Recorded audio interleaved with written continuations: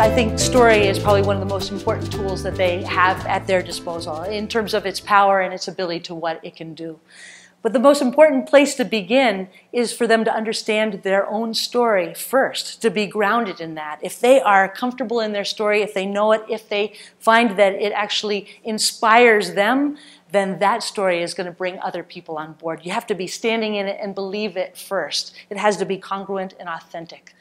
The second place is for leaders to understand how various individuals come together with the same story.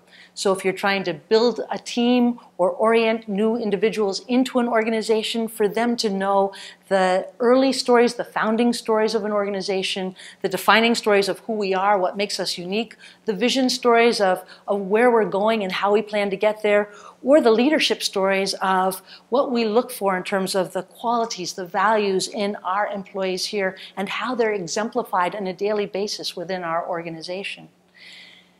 If you find that the culture of your organization is struggling, most likely it's because stories are being told that are not the stories that are sustaining or holding you forward. So to understand what are the stories we need to be telling to get everybody on the same page, to be inspired about the work that we're doing, to be able to talk about us in such a way that they get other people outside of the organization excited.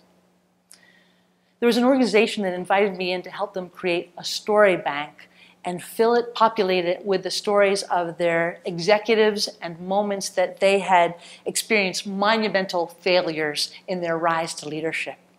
The hope for this company was that they would support their employees to move to more risk-taking. They felt that the culture was becoming too safe, too contained for them to actually fulfill their potential.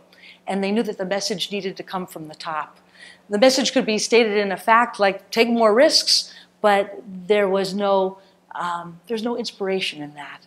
So by interviewing the various executives within the company about moments earlier in their career where they had taken risks and in fact failed at them, what they had learned from that, how that had shifted their path and their course and actually led them to be doing the work they did now, created a whole story bank that they then were able to distribute amongst the company through blogs, through audio tape, through video blogs that allowed a very different message within the organization, both in terms of content, but also in terms of process.